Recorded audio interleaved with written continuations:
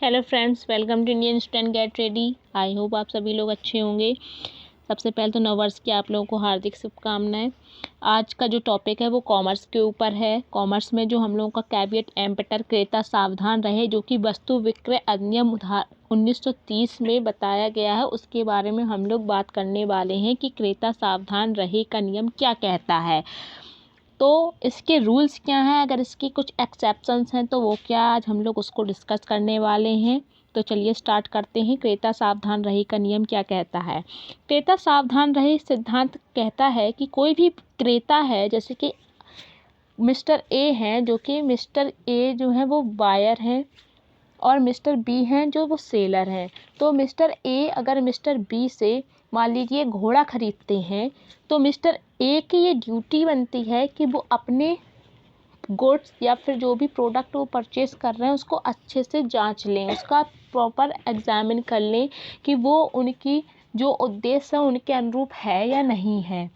उसकी जांच करने के बाद में वो क्लियरली देख लें कि ये सही है, यानी कि क्रेता को खुद ही वस्तु खरीदते समय अपने होशो आवास में पूर्ण रूप से अपने हितों की रक्षा करनी है। और बायर को जब वो वस्तु को खरीदेगा तो उसकी ये ड्यूटी बनती है कि वो अपने माल की उपयुक्तता, किस्म संबंधी जितनी भी जानकारी है वो ले। उसके बाद में अगर कोई धोखा होता है मान लीजिए, तो उसके लिए हम लोग विक्रेता यानी कि जो मिस्टर बी हैं उनको दोषी नहीं ठहरा सकते हैं। तो इसको साधारण समझ लेते हैं कि यदि माल आप खरीदते हैं तो वो आपने खरीद लिया, वो उपयुक्त ही नहीं है, उसके अनुसार आपको लग ही नहीं रहा है, तो आप गए, आपने कहा भाई ये घोड़ा वापस ले लो, और मैंने तो सोचा था कि ये बहुत दौड़ेगा या ऐसा काम करेगा या वैसा काम करेगा, और वो वैसा नहीं करता है। तो इसके लिए जो है आपको विक्रेता कुछ नहीं करेगा। लेकिन हाँ, अगर आपने जो है माल को अपना उद्देश्य बता के खरीदा था या फिर विक्रेता ने कोई फ्रॉड किया, मान लीजिए घोड़े को कोई चोट आई थी या घोड़े में कोई कमी थी, वो विक्रेता ने आपसे छुपाई नहीं है और वो आपको वस्तु को खरीदने के बाद में पता चली है, तो इस दशा में आप जो है अपने प्रोडक्ट को वापस कर सकते हो और विक्रेता जो है उसको दोषी ठहरा सकते हो। तो बात कर लेते हैं।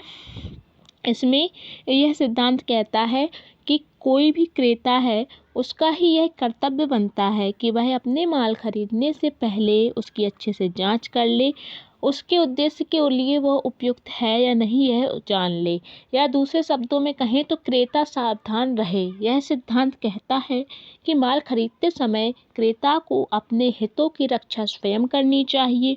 अगर विक्रेता कोई भी उसे धोखा दे, छल कपट करे, अनुबंध में माल की उपयुक्तता या किस्म संबंधी शर्त के अभाव में क्रेता को स्वयं ही माल की उपयुक्तता एवं किस्म संबंधी जोखिम उठाने होते हैं।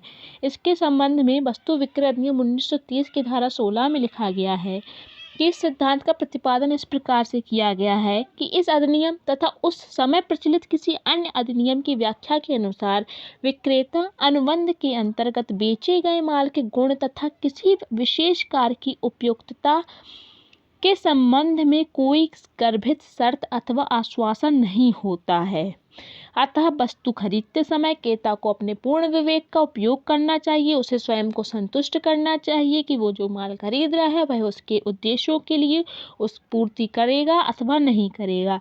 हाँ, अगर विक्रेता कोई कपट करता है, जानबूझकर चीज़ों को छुपाता है, तथ्यों को धोखा देने के उद्देश्य से, तो उसको दोषी ठहराया जाएगा, अन्यथा नहीं। ये क्लियरली लिखा है। इसी को क्रेता सावधान रहे का नियम कहते हैं। अब जान लेते हैं इसके अपवाद क्या हैं, यानी कि किन किन कारणों में विक्रेता को दोषी ठहराया जा सकता है जो क्रेता के साथ अगर धोखा होता है। तो सबसे पहले तो क्रेता बता दे कि वह इस पर्पज से वो खरीद रहा है।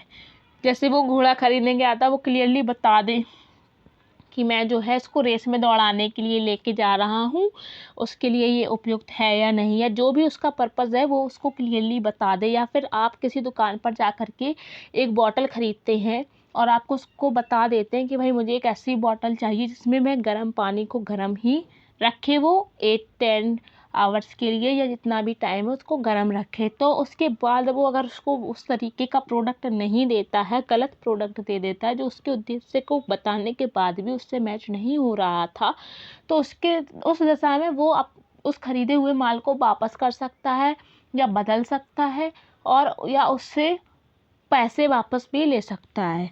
उसके बाद में अगर हम बात करें गर्भित शर्तें अथवा आश्वासन, कभी कभी क्या होता है कि कुछ गर्भित शर्तें होती हैं, कुछ आश्वासन होते हैं। जैसे कि मान लेते हैं, जैसे कि आप दिल्ली से चंडीगढ़ की बस पे बैठ गए हैं, तो वो एक गर्भित तरीके की शर्त या उस तरीके का एक समझ सकते हैं आप।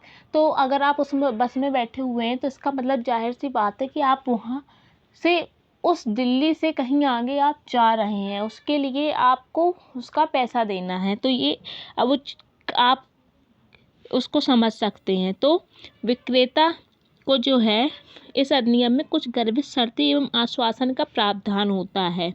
इस सिद्धांत को लागू होने से रोकने के लिए क्रेता उन पर निर्भर रह सकता है। यानी कि मान लेते हैं कि वो बस पे लिखा हुआ है भाई दिल्ली से चंडीगढ़ जा रही है, विक्रेता जो बस चला रहा है, मतलब मैं एक एग्जांपल दे रही हूँ, तो उस पर बैठ जाता है, लेकिन वो जो है दिल्ली से चंडीगढ़ ना जाके वो दिल्ली से मुंबई जा रही है, तो इसमें जो है विक्रेता को दोषी ठहराया जा सकता है। उसके बाद में बात करें, व्यापारिक नाम के अंतर्गत विक्रय हो रहा है, यानी कि कंपनी के नाम से विक्रय हो रहा है। तो कंपनी जो अपने प्रोडक्ट को जिस लेवल, जिस क्वालिटी को दे करके उसने या जिस यूज़ के लिए उसने बनाया, उसके अनुसार या कंपनी के नाम से प्रोडक्ट बिक रहा है, तो उसमें विशिष्ट उद्देश्य जो भी हैं उनको माना जाएगा, या उसके अनुसार वो प्रोडक्ट काम नहीं करता, उसमें कोई डिफेक्टेड कुछ हो जाता है, तो वो आप उसको वापस कर सकते हो। उसके बाद में व्यापारिक रीति के अनुसार आप इस तरीके की कोई विशेष गुण है, कोई उपयुक्तता है जो कंपनी पहले से ही प्रोवाइड कराती है, अपने भरोसे पे ले ली उसको, तो इस तरीके की चीज़ें आ जाएंगी। उसके बाद में वर्णन द्वारा क्रय किया गया माल, जब माल वर्णन के आधार पर ऐसे विक्रेता से खरीदा जाता है जो इसी प्रकार के माल का व्यापार करता है, तो वो भी एक गर्भित शर्त हो गई कि भाई आप जो है आप बासमती चावल का बिजनेस करते हैं, हम आपसे जब चावल खरीदेंगे तो आप हमें बासमती चावल ही देंगे, आप हमें सादा चावल तो नहीं देंगे। या फिर आप दूध का बिजनेस करते हैं तो आप हमें दूध ही देंगे, आप दूध की जगह हमें पानी या फिर छाछ या कुछ, मतलब जो हम आपसे एक्सपेक्ट कर रहे हैं, यानी जिस चीज़ का आपने दुकान खोल रखा हम वही आपसे तो बिना मांगे आपसे कहेंगे भाई हमको ये दे दो, स्पेशल उसकी क्वालिटी तो डिस्क्राइब करेगी नहीं कि हमें ये इस तरीके का चाहिए, तो वो सब चीज़ें हो जाती हैं। तो उसमें अगर उस तरीके की जो आश्वासन के द्वारा जो प्रोडक्ट होना चाहिए तब ऐसा नहीं निकलता है, तो आप जो है आप अपने खरीदे हुए माल को वापस कर सकते हो या एक्सचेंज कर सकते हो। कपट द्वारा सहमति, जैसे कि उन विक्रय अनुबंधों में जिनमें कि विक्रेता की सहमति छल कपट से प्राप्त की है, यानी कि तो फिर वहाँ पे क्रेता सावधान रहे, नियम लागू नहीं होता है। क्रेता द्वारा विक्रेता के झूठे प्रतिवेदन पर विश्वास कर लेने से, या फिर विक्रेता द्वारा उचित जांच से ना पकड़े जाने, यानी कि आपने सारी जांच कर ली फिर भी आप नहीं चेक कर पाए कि ये चीज़ सही है या नहीं है, तो उसमें भी तो विक्रेता को दोषी ठहराया जा सकता है। तो ये सारी चीज़ें हैं जो कि क्रेता सावधान रहे के नियम में है, जो कि कहते हैं कि आपको ही सावधानी पूर्वक अपने माल की जांच करनी है। अगर कोई भी गलती होती है तो उसके लिए आप विक्रेता को दोषी नहीं ठहरा सकते। और इसके कुछ अपवादों की भी हमने चर्चा कर ली है। तो आई होप आपको समझ में आया होगा। Thank you.